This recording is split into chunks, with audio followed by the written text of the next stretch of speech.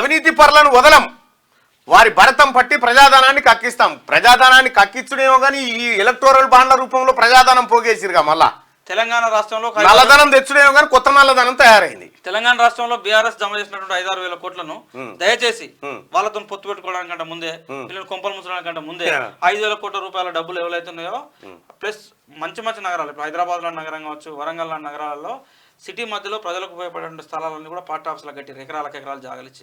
So అవన్నీ కూడా తీసి మళ్ళీ తిరిగి ప్రజల అకౌంట్లో ఫస్ట్ కలపండి. అట్లే మీరున్న 6,000 కోట్ల అసలు 6,000 కోట్ల రూపాయలు మీరు అన్నట్టు నిన్న ఒక లెక్క చెప్పారు, మంచి లెక్క. 6,000 కోట్ల రూపాయలు ఎలక్షన్ కమిషన్ లెక్కల ప్రకారం వీళ్ళకు 500 కోట్లు 400 కోట్లు అయితే దేశవ్యాప్తంగా ఎన్నికలన్నీ పూర్తి చేయాలి. అంతే 543,000 మొత్తం అన్ని స్థానాలు పోటీ చేసిన ఎలక్షన్ కమిషన్ నిబంధనల ప్రకారం ఒక ఎంపీ స్థానానికి ₹1 ఖర్చు పెట్టవచ్చు. 543 కోట్లు చాలు. సభలకు సమావేశాలకు ఇంకొక 500 కోట్లు వేసుకో, 1000 కోట్లు పోతే ఇంకొక 5,000 కోట్ల రూపాయలు ఎందుకు వాళ్ళ దగ్గర? అయితే 5,000 కోట్ల రూపాయలు ఎలక్ట్రల్ బాండ్సే కదా మనం చూపెట్టిన లెక్క. నగదు ఎంత ఉన్నది ఆ పార్టీకి సంబంధించి ఇంకా లెక్క తెలియాల్సినాయి. ఆ పార్టీకి సంబంధించిన నగదు నాకు తెలిసి ఒక 4-5 కోట్లు ఈజీగా నగదు అఫిషియల్ లెక్క, బ్యాంకులలో ఉన్నటువంటి నగదు లెక్కలే పార్టీకి సంబంధించి. దీంతో పాటు భారతీయ జనతా పార్టీ కూడా దేశవ్యాప్తంగా అసలు ఊహించినటువంటి ఆస్తులు ఉన్నాయి భారతీయ జనతా పార్టీకి సంబంధించి. భారతీయ జనతా పార్టీ ఆస్తులతో పాటు భారతీయ జనతా పార్టీకి అనుబంధంగా ఉన్నటువంటి RSS కావచ్చు, VHP లాంటి యొక్క సంస్థల యొక్క ఆస్తులు. సో ఇవన్నీ లెక్కలు చేస్తే ఈజీగా భారతీయ జనతా పార్టీ దగ్గర 1,50,000 కోట్ల నుంచి 2,00,000 కోట్ల రూపాయల నగదు ఆస్తులు ఉంటాయి.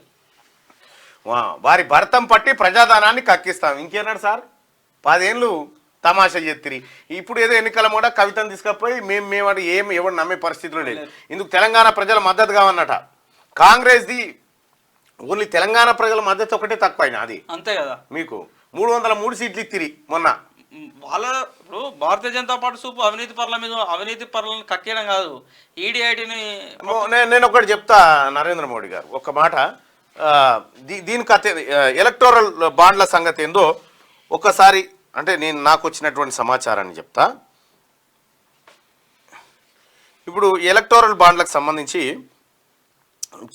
చాలా కంపెనీలు ఏమేం చేసినాయి ఏం కథ అనేది ఒకసారి చూద్దాం. ఇది ఒక ప్రశాంత్ కిషోర్ సీనియర్ అడ్వకేట్ రాసినటువంటిది చెప్తా ఉన్నారు. 1,300 కంపెనీల పైగా కంపెనీల ద్వారా 2019 నుంచి 6,000 కోట్ల వరకు ఎలక్టోరల్ బాండ్స్ రూపంలో బీజేపీకి వచ్చాయి.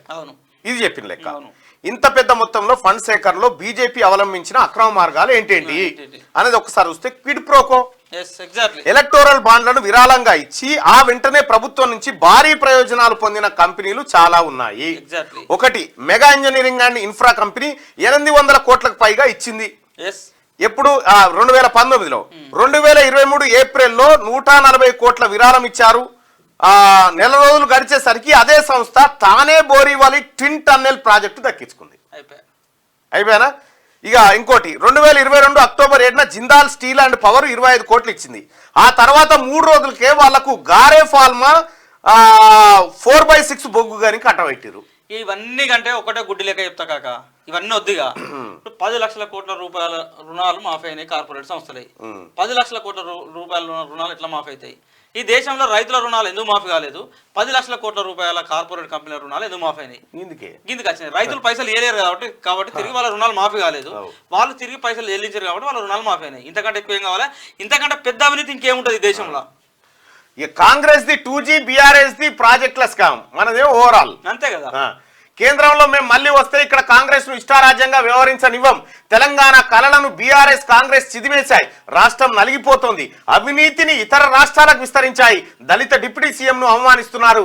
నాగర్ కర్నూలు సభలో ప్రధాని మోడీ మీరు మాట్లాడినటువంటి మాటలు తెలంగాణ రాష్ట్రాన్ని ఇచ్చుడే తల్లి నుంచి బిడ్డను వేరు చేసుడని చెప్పి తలుపులు పెట్టి ఇచ్చిరని చెప్పి అప్రజాస్వామికం అని చెప్పి 1,200 మంది బిడ్డల ఆత్మ బలిదానం మీద చమత్కారం మాటలు మాట్లాడిన నరేంద్ర మోడీ గారు, మీరు కేంద్రంలో మేము మళ్ళీ వస్తే ఇక్కడ కాంగ్రెస్ ను ఇష్టారాజ్యంగా వ్యవహరించడం దాని అర్థమైంది. ఇక్కడ కాంగ్రెస్ ఉంచమని చెప్పదలుచుకున్నావా? అంతే కదా. ఇక్కడ కాంగ్రెస్ ఉంచమని చెప్పదలుచుకున్నావా? అసలు నువ్వు కేంద్రంలో వచ్చే పరిస్థితి ఉందా? ప్రధానమంత్రి గారు దళిత డిప్యూటీ సీఎం ను అవమానిస్తున్నారని అన్నాడు కదా.